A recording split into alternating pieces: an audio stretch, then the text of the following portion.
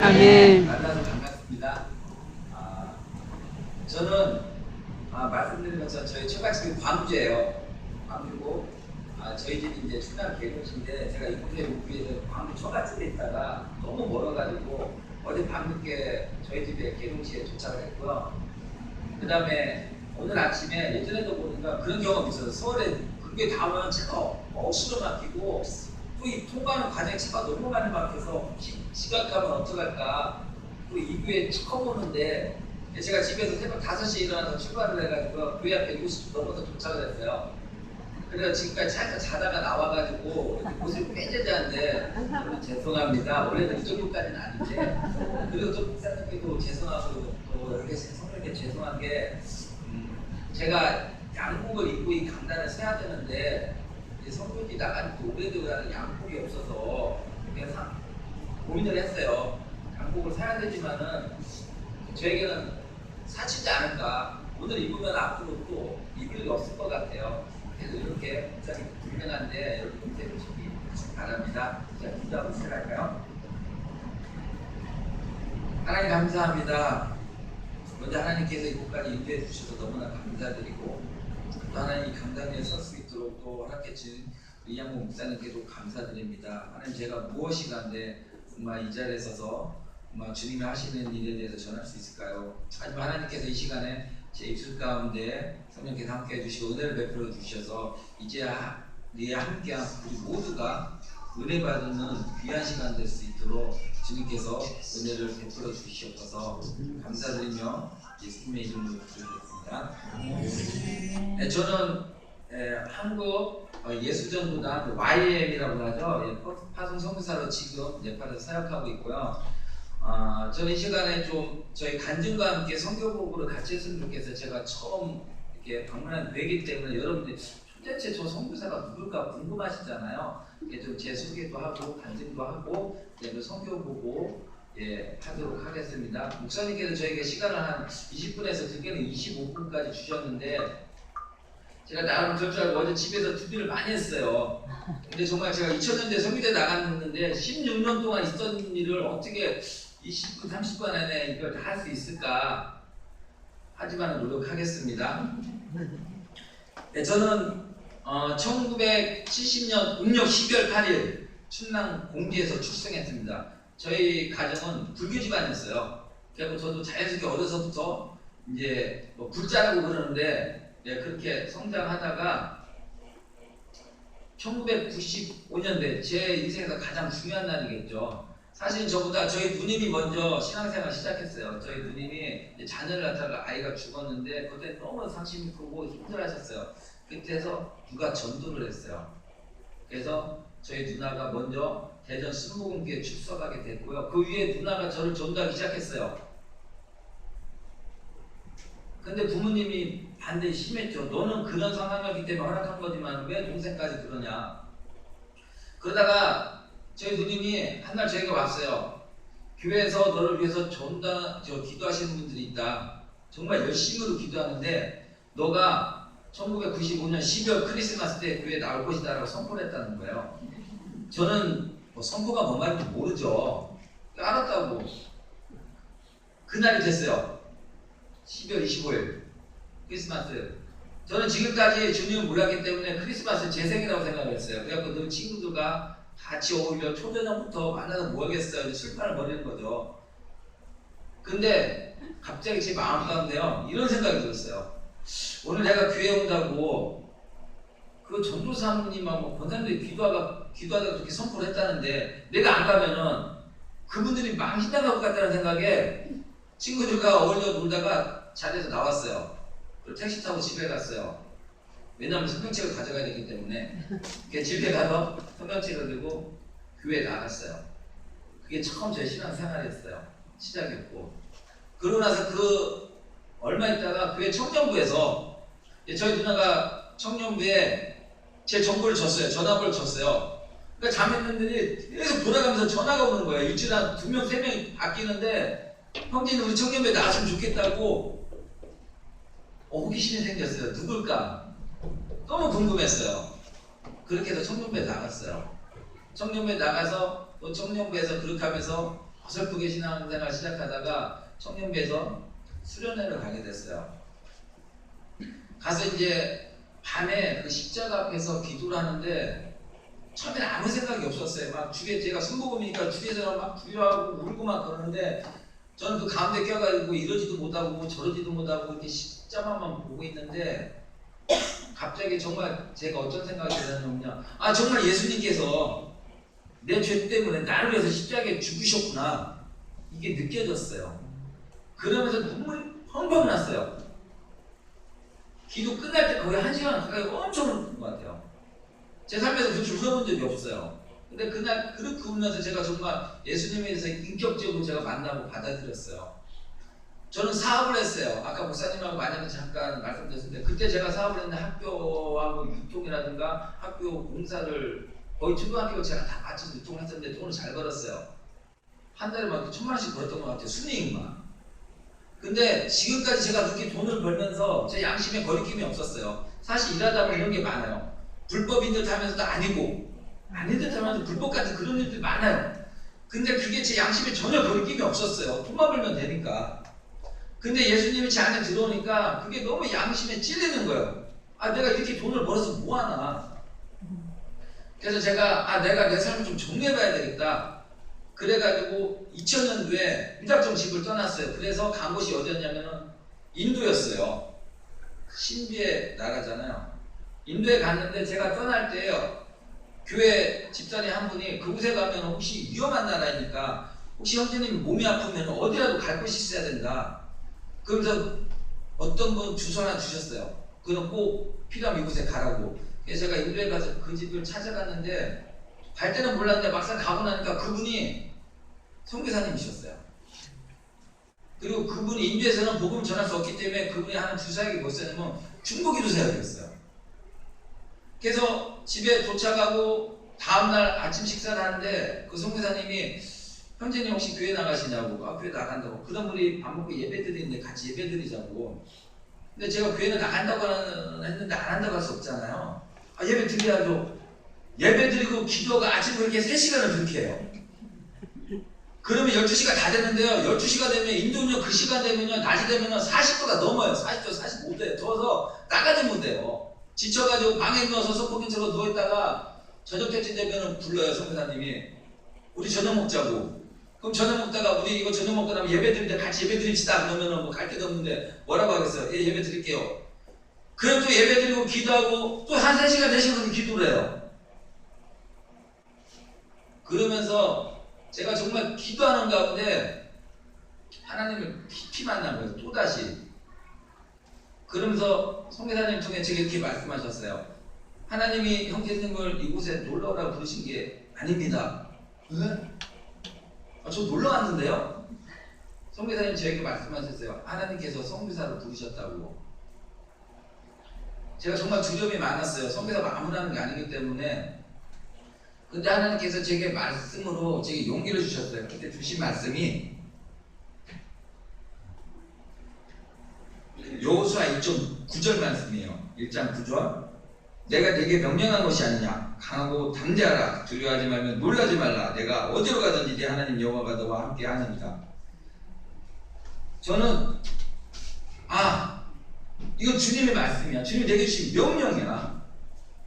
그리고 나서 곧바로 이제 제가 선교사가 되기 위해서 어떤 길을 가는지 알아보기 시작했어요. 그러다가 이웃나라가 바로 스리랑카예요. 남인도에서 한 40-50분밖에 안 떨어졌어요. 비행기 타고.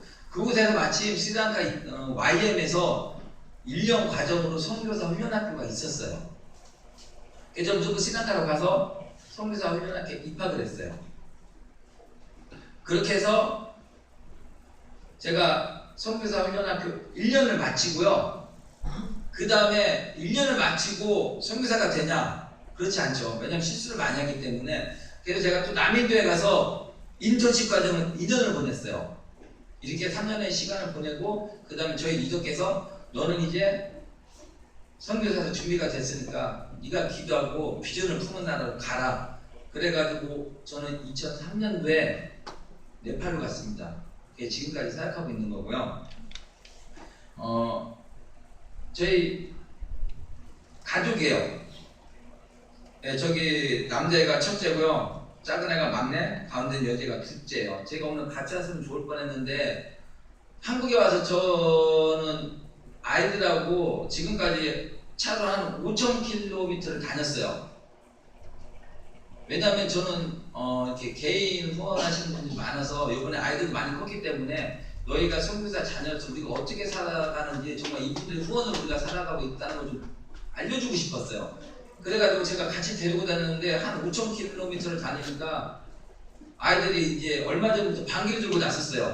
이럴 거면 다시 한국 안 오겠다고. 네, 그래서 결국 저희 아들은 묻고요. 그냥 사진만 들고 왔습니다. 제가 처음에 네팔에 가서 했던 사역은 뭐냐면요. 선교 동원 사역이었어요. 그게 뭐냐면요. 선교지에 가니까 복음 전할 곳은 많은데 그리고 어떤 지역이나 어려운 지역들이 많아요. 그럼 젊은이들 그곳으로 가야 된다. 그래가지고 그때 제가 느헤미야 프로젝트라는 선교 동원 사역을 많이 했었어요. 그래서 첫째째는 강의를 통해서 젊은이들에게 도전을 주고 이 청년들이 도전만 받으면 안 되니까 둘째, 셋째는 직접 선교 현장에 나가요. 전도행을 보내요. 그래서 현지인들과 직접 만나고 복음도 전해보고 그 다음에 마지막 주에는 선교사로 헌신하는 그런 4주 과정의 프로젝트에서 이걸 통해서 많은 젊은이들이 선교사로 헌신하고 지금 선교지에 남아있고요.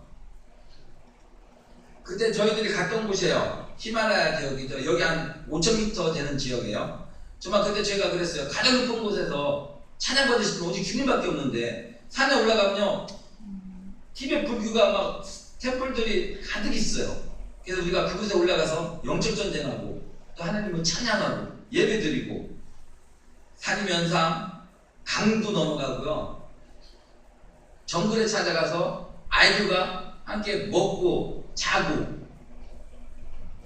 또 그 아이들과 놀아주고 그러면서 이 아이들에게 또 복음을 전하고 그러면서 또 이 아이들이 정말 그 잃어버린 영혼을 향한 하나님 아버지의 마음을 알면서 정말 많이 헌신하게 되는 그런 일들이 많이 있었습니다. 그러다가 이제 주로 이제 그런 사역을 하다가 2010년도에 제가 도델주라 베이스를 개척하게 됐어요. 그때 이제 저희가 그때 이제 또 유명한 장로님과 동명적인 만남이 있었어요. 왜 도델주라 베이스를 개척하게 됐냐면은 뒤에 보시면은 그래프가 하나 보이시죠? 이게 어떤 그래프냐면요. 네팔나 로에까 정말 먼돌려도 이게 무슨 말이냐면은 네팔 말이에요. 그 뜻은 네팔에 있는 교회 수를 그래프로 그린 거예요. 이게 한 60년 전부터 이렇게 그래프를 펴한 건데 처음엔 2개밖에 없었어요. 그 다음에 4개 숫자가 주영이 같죠.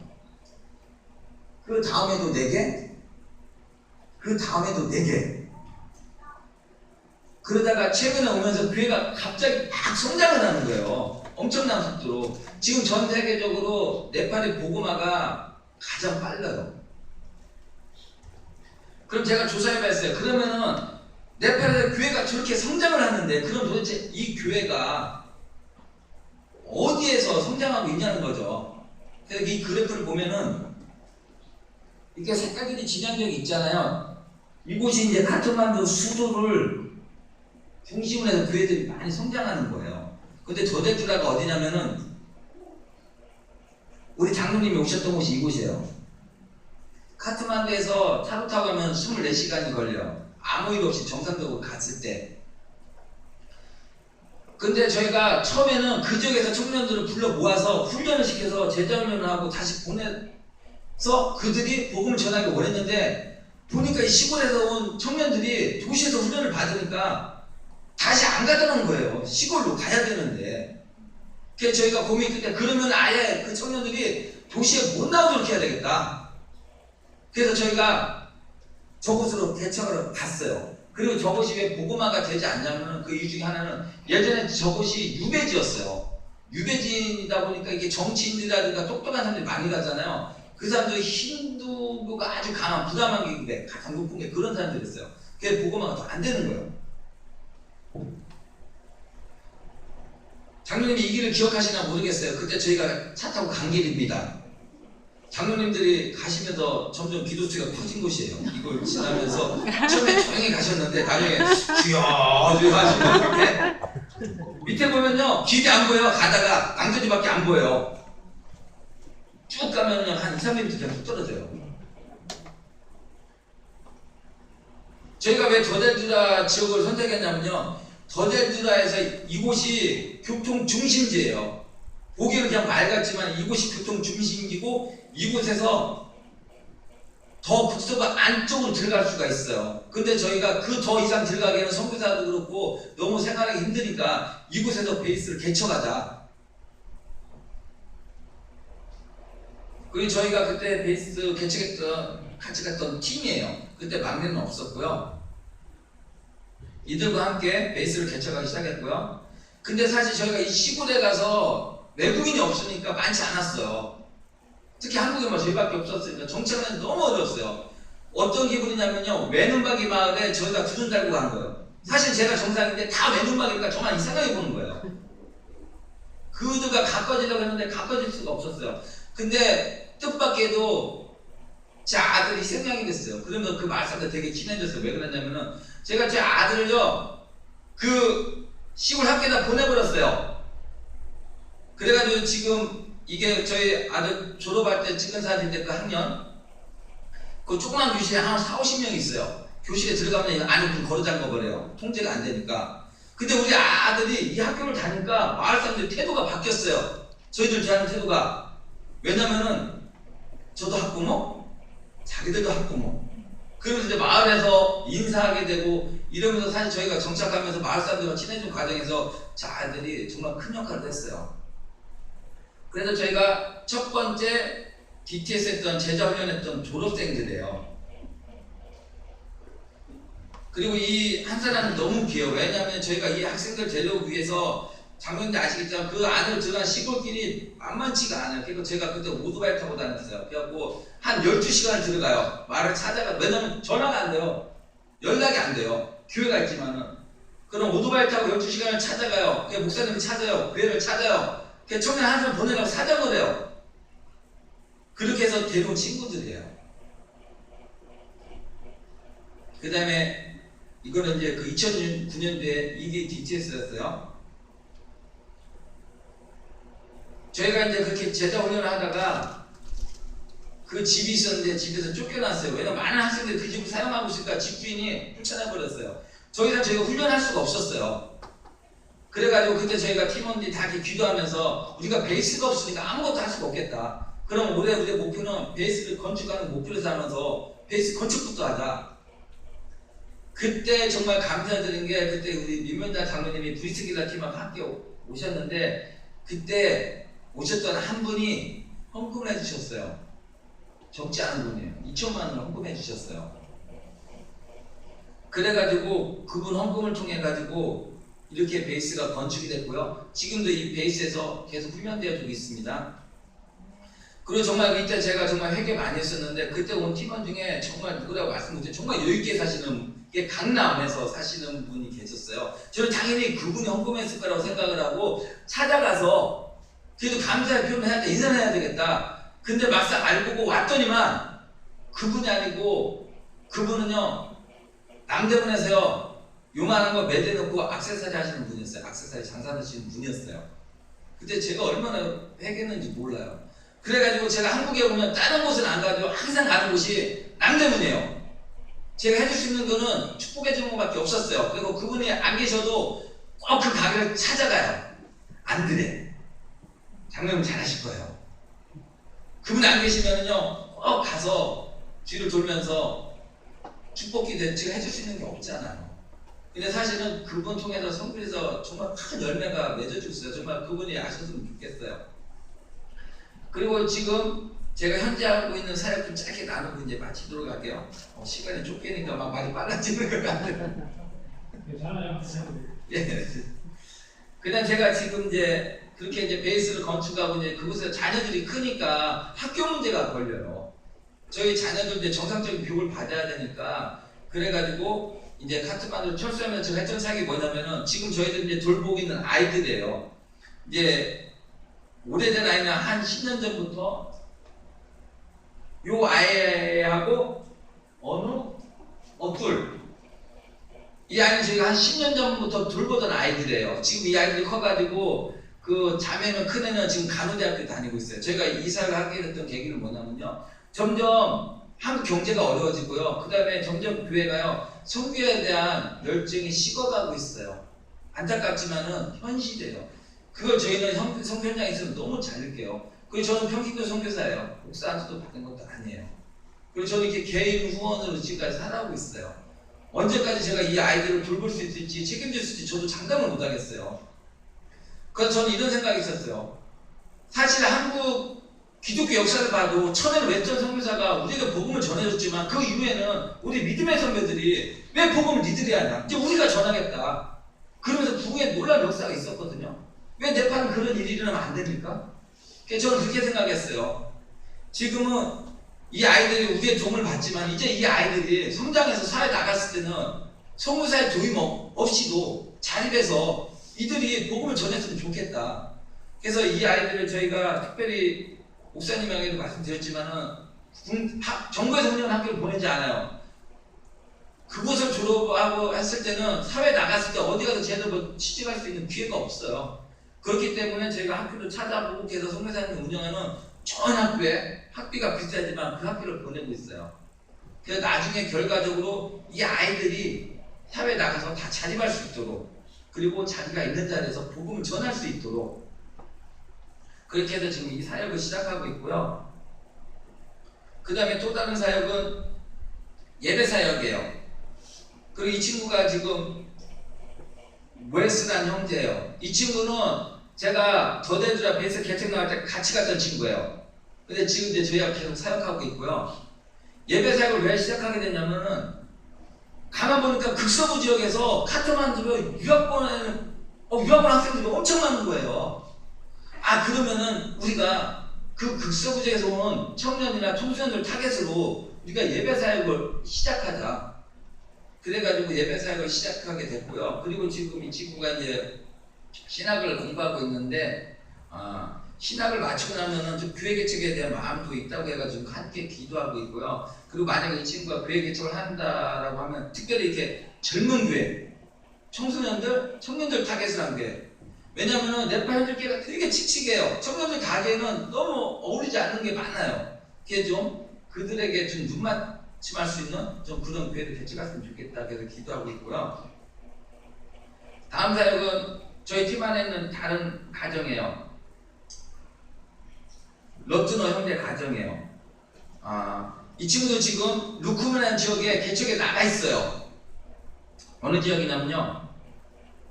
이 지역이에요. 여기도 카트만두에서 한 24시간 정도 떨어져 있어요. 장모님 한번 왔다 가시면 좋을 것 같은데. 요 강이 있죠? 이 친구는 특별히 이곳에 정말 복음 전도자예요. 지금 열심히 복음 전도하고 있고요. 특별히 이 친구가 타겟하는 부족이 있어요. 마지족이에요. 그 강에서 고기 잡으면서 사는 부족들인데 아주 계급 낮은 하층민. 그러니까 불가촉 천민이라는 말 들어보셨어요? 이 불가촉 천민의 계급은요 사람으로 취급도 안 하는 계급이에요. 네, 특별히 그들을 타겟으로 복음 전하고 있고요. 그 다음에 여러분들 아시겠지만은 네팔에서 지난해 4월 25일 날 지진이 일어났어요. 그래가지고 정말 많은 사람들이 죽었죠. 여기 사망자 최소 8,100명. 첫 번째 지진이 왔을 때 사망자 8,000명이 넘었어요. 4월 25일 날. 그 후에 지진이 계속 왔어요. 10,000명이 아마 넘었을 거예요. 이제 저희 집 주변에서 찍은 거예요. 그 집들이 많이 무너져가지고. 시골에서도 한 마을이 한 95%가 다 붕괴버렸어요. 이거는 네팔의 유명한 탑인데 이 자리에서 200명 넘게 죽었어요. 탑 안에 있다가. 저희 집 여기도 원래 담벼락이 있어야 되는데 무너져버렸어요. 나중에. 제가 이제 이거는 이제 그때 막 취재진들이 와가지고 그 다음에 이제 막 공항에 막 이렇게 긴급 구호 소송선들이라든가 이렇게 와가지고 지진한테 저희 가족들도 이제 일단 무조건 밖으로 피해가지고 공터에다가 자리 잡고 이렇게 지내고 이제 그런 시간도 보냈고요. 좀 마무리를 했으면 좋겠어요. 이제 시간이 좀 없으니까. 그래도 하나님이 정말 저희 가족들도 또 저희들이 돌보는 아이들을 지켜주셔가지고 다들 무사하게 건강하게 잘 크고 있어요. 그리고 지진으로 인한 트라우마도 없고요. 마지막으로 좀 그 이후에 이제 인도가 국경을 봉쇄하면서 많은 어려움이 있어요. 지금까지도. 그래서 기도 많이 해주시고요. 제가 특별히 이 시간에 이제 마지막으로 이제 기도 제목 짧게 나누고 마치겠습니다. 지진으로 인한 재난복구가 1년이 지났는데 지금도 제대로 일어나지 않고 있어요. 이재민이 800만이 넘었어요. 그때. 뭔 얘기냐면 네팔의 인구가 3천만 명이 좀 넘어요. 근데 800명이 이재민이에요. 근데 복구가 제대로 이루어지지 않고 있어요. 너무 힘들어요. 빨리 복구가 될 수 있도록 기도해 주시고요. 두 번째는요. 그때 지진 났을 때 많은 선교사님들이 곳곳에 가서 그 막 구호팀들 같이 들어갔어요. 그러면서 그들이 뭐 구호물자만 전한 게 아니라 사람들이 열심히 복음도 전하고 했다는 거죠. 좀 그분들의 그 수고와 노력이 헛되지 않도록. 그래서 그곳에 복음의 열매가 맺을지도 기대해 주시고요. 세 번째는 제가 지진 후에 많은 어려운 시간을 보는 거 안식년을 결정하고 나왔어요. 그래서 저희 가족이 안식년 기간에 잘 회복될 수 있도록, 그 다음에 저희 자녀들이 또 새로운 학교에 가야 되는데 또 그곳에 잘 적응할 수 있도록. 근데 마지막으로 제가 리더인데 이제 자리 비웠잖아요. 하지만은 그 남아있는 제가 이제 현지인 저희 동역자들만 얘기했는데 한국인 성교사 가정도 있어요. 같이 그들이 남아서 잘 사역을 이끌어갈 수 있도록 기도 부탁드립니다. 기도하고 마칠까요?